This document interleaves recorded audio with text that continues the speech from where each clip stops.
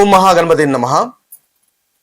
మనకి రవి జూన్ 15 నుంచి జూలై 16 వరకు మిథున రాశిలో సంచారం చేస్తున్నాడు.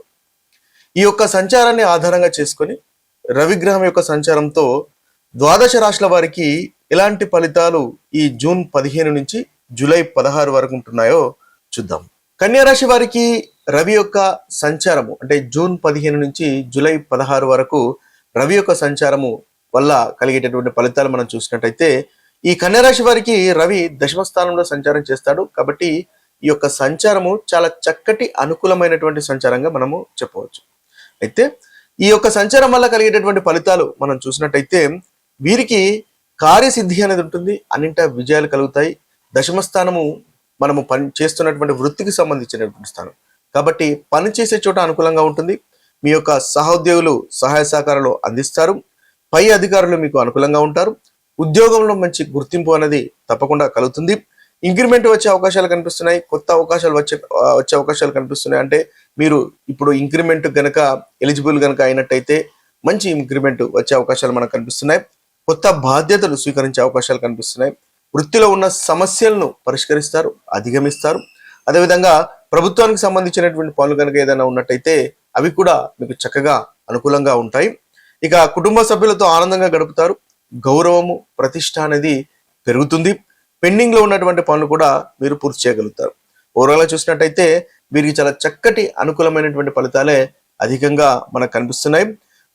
వీరికి శ్రమకు తగ్గినటువంటి ఫలితాలు ఇప్పుడు వచ్చేటటువంటి అవకాశాలు మనకు కనిపిస్తున్నాయి.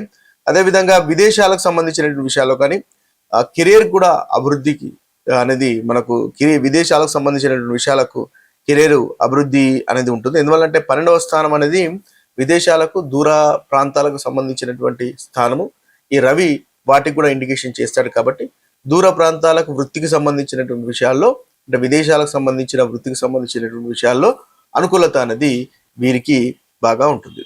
మీరు మళ్ళీ ఆదిత్య హృదయాన్ని పఠించండి, ఇంకా చాలా చక్కటి ఫలితాలు కూడా ఈ రాశి వారికి కలుగుతాయి. ఇక ద్వాదశ రాశుల వారు పాటించవలసినటువంటి పరిహారాలు కనుక చూసుకున్నట్టయితే మేషరాశి వారు ముఖ్యంగా వీరు ప్రతిరోజు సూర్యుని కనుక పూజించినట్టయితే చక్కటి ఫలితాలు మీకు కలుగుతాయి. ఆదిత్య హృదయాన్ని ప్రతి ఆదివారము పఠించే ప్రయత్నం చేయండి. తద్వారా ఈ మేషరాశి వారికి ఉన్నటువంటి ప్రతికూల ఫలితాలు తెలియపోతాయి. ఇక వృషభ రాశి వారి కనుక చూసుకున్నట్టయితే వృషభ రాశి వారికి 4వ అధిపతి అయినటువంటి రవి మనకి 2వ స్థానంలో సంచారం చేస్తున్నాడు. ఇది కూడా అంతగా అనుకూలంగా లేదు. కాబట్టి గాయత్రి మంత్రాన్ని 108 సార్లు ప్రతిరోజు గనక మీరు పఠించినట్టయితే వృషభ రాశి వారికి చాలా చక్కగా ఉంటుంది. రిస్కీగా ఉన్నటువంటి ఇన్వెస్ట్మెంట్స్ ని అవాయిడ్ చేయడం అనేది మీకు చెప్పదగినటువంటి సూచన. అదేవిధంగా ఆదివారం రోజు గోధుమలు దానం చేయడం కూడా మీకు చక్కటి పరిహారంగా మనకి వృషభ రాశి వారికి కనిపిస్తుంది. ఇక మిథున రాశి వారి కనుక చూసినట్టయితే ఈ మిథున రాశి వారికి 3వ అధిపతి తన రాశిలోనే సంచారం చేస్తున్నాడు. అయితే ఇది అంతగా అనుకూలంగా లేని సంచారంగా మనం చెప్పవచ్చు. గోచార రీత్యా మొదటి భాగంలో రవి యొక్క సంచారం అంతగా అనుకూలంగా ఉండదు. అయితే ఈ ప్రతికూలత తొలగిపోయి అనుకూలత పెరగడానికి మీకు సూర్య నమస్కారాలు చేయడము, అదేవిధంగా ఈగోను కంట్రోల్ చేసుకోవడం అనేది మీకు చెప్పదగినటువంటి సూచన.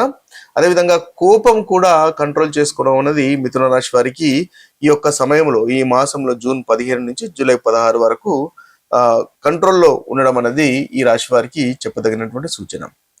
ఇక కర్కటక రాశి వారి కనుక చూసినట్టయితే కర్కటక రాశి వారికి కూడా 2వ అధిపతి 12వ స్థానంలో సంచారం చేస్తున్నాడు. అంతగా అనుకూలంగా లేనటువంటి సంచారంగానే మనం చెప్పవచ్చు. కాబట్టి ఆదిత్య హృదయాన్ని పఠించండి. తద్వారా రవి వల్ల కలుగుతున్నటువంటి ప్రతికూలత తొలగిపోతుంది. ఇక అన్నెసరీ ఎక్స్పెన్సెస్ అనేది అవాయిడ్ చేయండి. తండ్రి గారికి సహాయం చేయండి. ఎల్డర్స్ కూడా సహాయ సహకారాలు అందించండి. ఇవి కూడా చక్కటి పరిహారంగా మీకు కలుగుతుంది. ఇక సింహరాశి వారి కనుక చూసినట్టయితే సింహరాశి వారికి ఇది ఒక చక్కటి సంచారంగా మనం చెప్పవచ్చు. రాష్ట్రాధిపతి అయినటువంటి రవి లాభస్థానంలో సంచారం చేస్తున్నాడు. కాబట్టి సింహరాశి వారికి ఈ జూన్ 15 నుంచి జూలై 16 వరకు చక్కటి అనుకూలత అనేది మనకు కనిపిస్తుంది. మీరు కంటిన్యూస్ గా రవికి పూజించండి, ఆదిత్య హృదయాన్ని పఠించండి. తద్వారా ఇంకా చక్కటి ఫలితాలు కలుగుతాయి. అదేవిధంగా పెద్దలను గౌరవించండి, రెస్పెక్ట్ ఎల్డర్స్. అదేవిధంగా మీకు సూర్య నమస్కారాలు కూడా చేసినా కూడా మీకు చాలా చక్కటి అనుకూలత అనేది ఉంటుంది. ఇంకా మంచి పాజిటివ్ ఫలితాలు అనేవి మనకు సింహరాశి వారికి కలుగుతాయి. ఇక కన్యరాశి వారు కనుక చూసినట్టయితే కన్యరాశి వారికి కూడా చాలా చక్కగా ఈ యొక్క సంచారము అనుకూలంగా కనిపిస్తుంది. దశమ స్థానంలో రవి యొక్క సంచారం ఉంటుంది. దశమ స్థానంలో రవి యొక్క సంచారం అనేది దిగ్బలి కాబట్టి వృత్తికి సంబంధించినటువంటి విషయాల్లో చాలా చక్కగా ఉంటుంది. ఇంకా అనుకూలత పెరగడానికి వీరు సీనియర్స్ కి, మీ యొక్క వృత్తిలో సీనియర్స్ కి రెస్పెక్ట్ ఇవ్వండి, ఆ గ్రాటిట్యూడ్ అనేది చూపించండి. అదేవిధంగా సూర్య నమస్కారాలు చేయండి. తద్వారా చక్కటి ఫలితాలు మన కన్యరాశి వారికి కలుగుతాయి. ఒక ప్రాక్టికల్ రెమెడీస్ గా, పరిహారంగా ఈ ఒక్కటి మీకు ఉపయోగపడుతుంది. ఇక తులారాశి వారి కనుక చూసుకున్నట్టయితే తులారాశి వారికి నవమస్థానంలో రవి యొక్క సంచారం కలుగుతుంది. కాబట్టి ఇది అంతగా అనుకూలంగా లేనటువంటి సంచారంగా మనం చెప్పవచ్చు గోచార రీత్యా. కాబట్టి మీరు తండ్రి గారికి సహాయ సహకారాలు అందించండి, తండ్రి గారికి సేవలు చేసుకోండి, గురువుకు సేవలు చేసుకోండి. ఎందుకంటే 9th హౌస్ లో మనకు రవి సంచారం జరుగుతుంది. కాబట్టి లాభాధిపతి అయినటువంటి రవి 9వ స్థానంలో భాగ్యానికి సంబంధించినటువంటి స్థానము, అదేవిధంగా తండ్రికి గురువులకు సంబంధించినటువంటి స్థానం. కాబట్టి వారికి సర్వ్ చేయండి, సహాయ సహకారాలు అందించండి. అదేవిధంగా మీరు బెల్లాన్ని కానీ గోధుమలు కానీ దానం చేసినట్టయితే చక్కటి ఫలితాలు మనకు తులారాశి వారికి కలుగుతాయి. ఈ యొక్క పరిహారాలు మీ యొక్క ప్రతికూలతను తగ్గిస్తుంది. ఇక వృశ్చిక రాశి వారి కనుక చూసుకున్నట్టయితే వృశ్చిక రాశి వారికి కూడా అంతగా అనుకూలంగా లేనటువంటి సంచారంగా మనం చెప్పుకోవాలి. ఎందువల్లంటే అష్టమ స్థానంలో వృశ్చిక రాశి వారికి సంచారం అనేది ఉంటుంది. దశమాధిపతి అష్టమంలో అంతగా అనుకూలంగా ఉండడు. రవి గోచార రీత్యా అంతగా అనుకూలత లేదు. కాబట్టి మీరు ఆదిత్య హృదయాన్ని పఠించండి. అదేవిధంగా ఈ ట్యాక్స్లు కానీ ఏదైనా ఉన్నట్టయితే కరెక్ట్ సమయానికి పే చేసేటటువంటి ప్రయత్నం చేయండి. ఈగో కాన్ఫ్లిక్ట్స్ ని అవాయిడ్ చేసే ప్రయత్నం చేయండి. తద్వారా వృశ్చిక రాశి వారికి చక్కటి ఫలితాలు ఈ సమయంలో కలుగుతాయి. ఇక ధనుసు రాశి వారి కనుక తీసుకున్నట్టయితే ధనుసు రాశి వారికి కూడా వీరికి సప్తమ స్థానంలో రవి యొక్క సంచారం కలుగుతుంది. కాబట్టి మీరు కాస్త ఈగోయిష్ గా అయ్యేటటువంటి అవకాశాలు కనిపిస్తాయి. కాబట్టి ఇది కూడా అంతగా అనుకూలంగా లేనటువంటి సంచారంగా మనం చెప్పాలి. కాబట్టి గాయత్రి మంత్రాన్ని 108 సార్లు మీరు పఠించండి.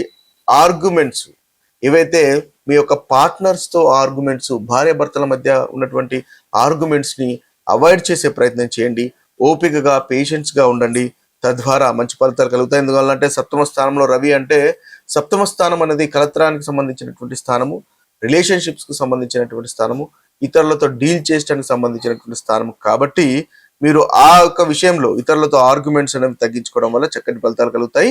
రవివారము అంటే సండే రోజు మీరు తప్పకుండా ఆదిత్య హృదయాన్ని పఠించిన, రవికి పూజించిన చక్కటి ఫలితాలు మీకు కలుగుతాయి. ఇక మకర రాశి వారి కనుక చూసుకున్నట్టయితే మకర రాశి వారికి ఇది చక్కటి పాజిటివ్ అయినటువంటి సంచారంగా మనం చెప్పవచ్చు. 6వ స్థానంలో రవి యొక్క సంచారం బాగుంటుంది.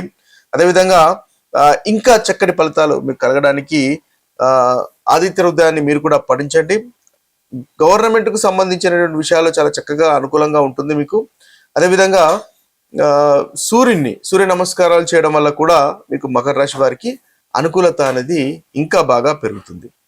ఇక కుంభరాశి వారి కనుక చూసినట్టయితే కుంభరాశి వారికి పంచమ స్థానంలో ఇది అంతగా అనుకూలంగా లేనటువంటి సంచారంగా మనం చెప్పాలి, రవి యొక్క సంచారము. కాబట్టి ఆదిత్య హృదయాన్ని పఠించండి. మీ యొక్క చిల్డ్రన్స్ తో ఎక్కువ సమయాన్ని వెచ్చించుకోండి. తద్వారా మంచి ఫలితాలు అది కూడా కలుగుతుంది.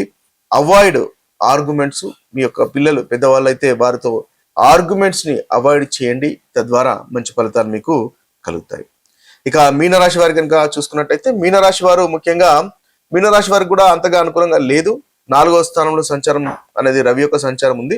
కాబట్టి పరిహారాలు చేసుకోవడానికి తల్లి గారిని మీ యొక్క సేవలు అందించండి. తల్లిగారితో బాగా ఉండండి. తల్లిగారి యొక్క ఆరోగ్యం గురించి ఆరా తీయండి. అదేవిధంగా మీ యొక్క ఆదిత్య హృదయాన్ని కూడా పఠించినా కూడా చాలా చక్కటి ఫలితాలు, అనుకూలమైనటువంటి ఫలితాలు ఈ రాశి వారికి కలుగుతాయి. ఇవి స్థూలంగా ద్వాదశ రాశుల వారు పాటించవలసినటువంటి పరిహారాలు. మరొక వీడియోలో మరొక రాశి ఫలితాలతో కలుద్దాము. అంతవరకు సెలవు. సర్వే జన సుఖినో భవంతు, సర్వే సుజన సుఖినో భవంతు. నమస్తే.